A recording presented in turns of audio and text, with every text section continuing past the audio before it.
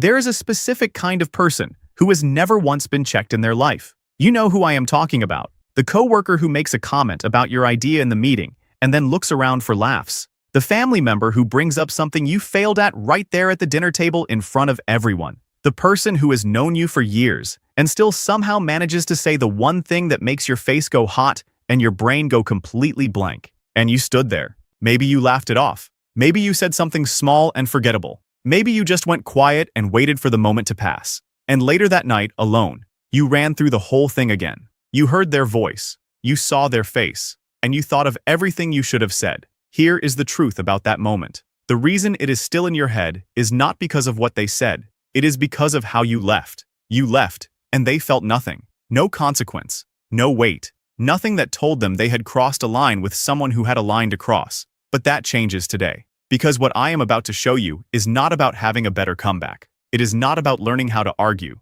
It is about understanding the one thing that makes people instantly regret disrespecting you. Not after a week of silence, not after a long conversation, right there in the room, in the moment, before either of you walks away.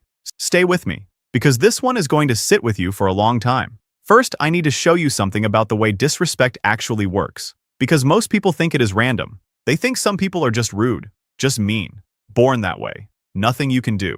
That is not what is happening. Every single act of disrespect is a test. It happens fast. Sometimes so fast the other person is not even fully aware they are doing it. But they are watching. They say something with just enough edge to sting, and then they wait. What they are waiting for is one thing. Will this person do something, or will they let it go? And if you have spent years letting things go, you already answered that question for them before they even opened their mouth. They tested you once, maybe a long time ago, maybe in a small way. And when nothing happened, they filed that information away. This person allows this, and they came back. Now here is the part that changes how you see all of it. The person who disrespects you is not powerful. I want you to really hear that. Genuinely secure people do not walk into rooms looking for someone to diminish. Think about the most grounded person you have ever been around. Did they go out of their way to make you feel small? No, because they did not need to.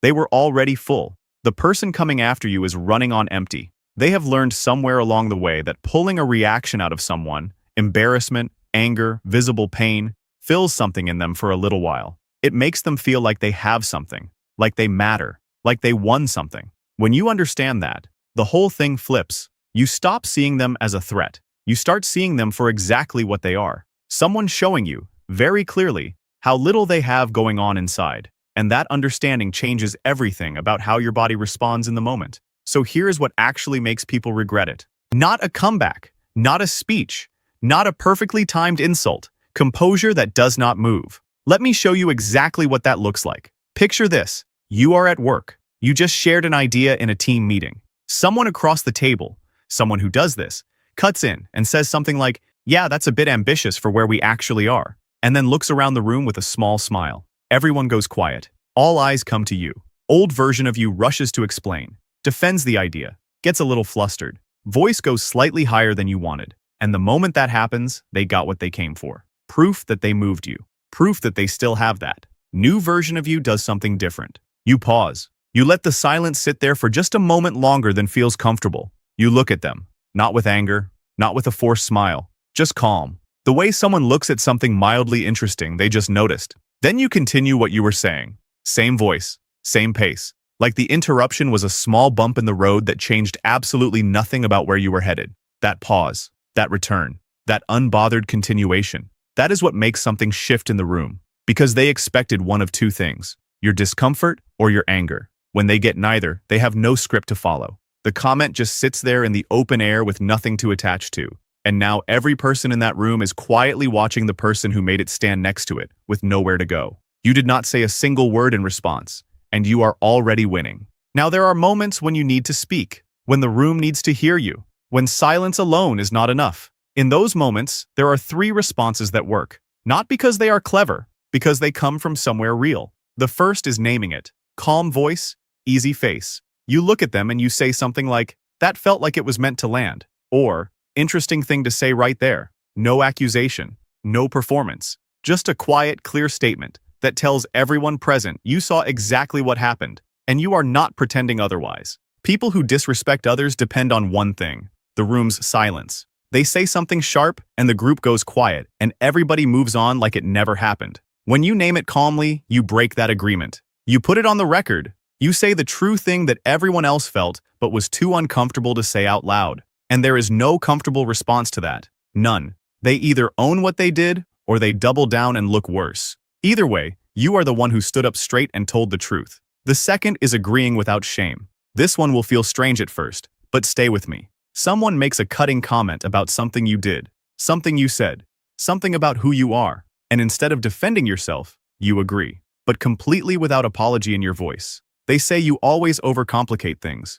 You say, yeah, I have heard that before. I am still working on it. Flat, easy, zero embarrassment anywhere in your tone. Watch what happens next. There is nothing to push against. You said yes and kept moving. The jab lands in empty space, and the person who threw it is standing there holding something nobody is reacting to. That stillness, that complete absence of the wound they were searching for, is one of the most disorienting things someone like that can experience. Because shame needs your participation. The moment you withdraw it, the whole thing collapses. The third is the question, quiet voice, genuine curiosity on your face. You ask them, why did you want to say that? Not how could you? Not what is your problem? Just, why did you want to say that? Most people who make a habit of disrespecting others have never once been asked to examine their own motivation out loud in front of other people. They are built for chaos. They are built for anger and tears, and people storming off. A calm, genuinely curious question about why they did what they did is completely foreign territory. Most of them will not have an answer, and the silence that follows will tell every single person in that room exactly what kind of person they are looking at. You did not argue. You did not fight. You asked one question and let them answer it in front of everyone. Now here is the thing I need you to understand before this video ends.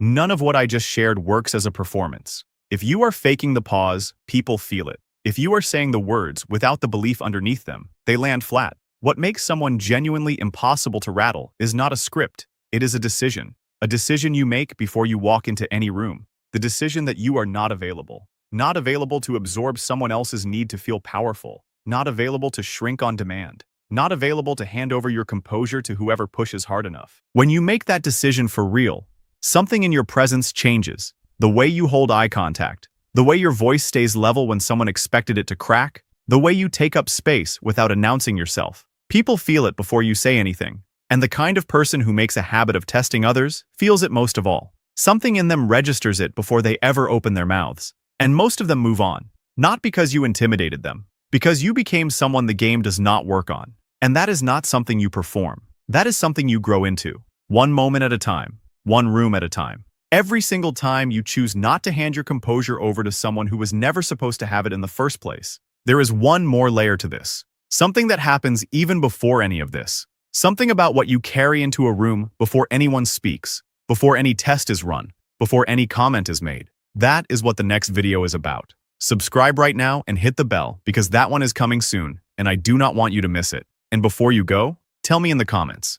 Think of one specific moment when someone disrespected you and you wish you had responded differently. What happened? What did you do? What do you wish you had said instead? Tell me. Because your answer might be exactly what someone else watching this right now needs to hear. I will see you in the next one.